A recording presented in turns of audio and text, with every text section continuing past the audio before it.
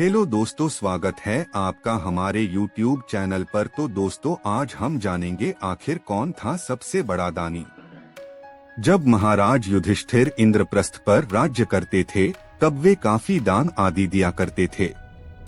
पांडवों को इसका अभिमान होने लगा। भीम व अर्जुन ने श्री कृष्ण के समक्ष युधिष्ठिर की प्रशंसा शुरू की कि वे कितने बड़े दानी हैं।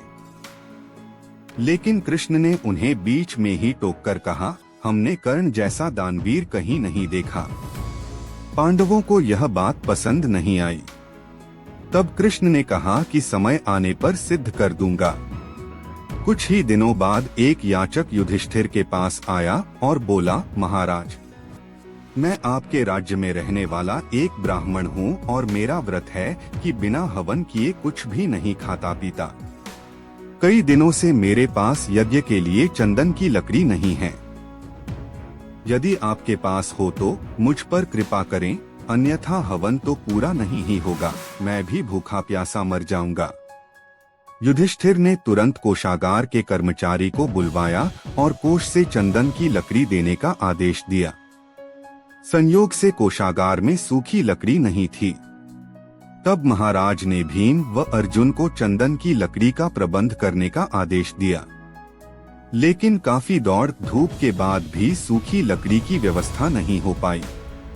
तब ब्राह्मण को हताश होते देख कृष्ण ने कहा, मेरे अनुमान से एक स्थान पर आपको लकड़ी मिल सकती है, आइए मेरे साथ। ब्राह्मण यह सुनकर खुश हो गए। बोला, कहाँ पर? तब भगवान ने अर्जुन व भीम का भी वेश बदलकर ब्राह्मण के संग लेकर चल दिए। कृष्ण सबको लेकर कर्ण के महल में गए। सभी ब्राह्मणों के वेश में थे, अतः कर्ण ने उन्हें पहचाना नहीं। याचक ब्राह्मण ने जाकर लकड़ी की अपनी वही मांग दोहराई।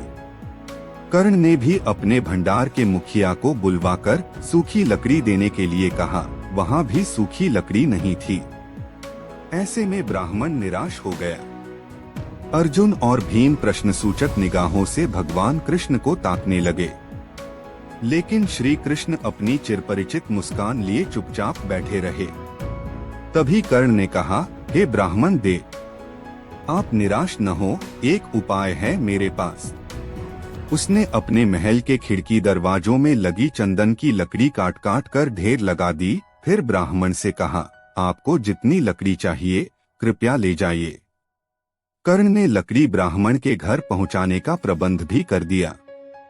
ब्राह्मण कर्ण को आशीर्वाद देता हुआ लौट गया। पांडव व श्री कृष्ण भी लौट आए।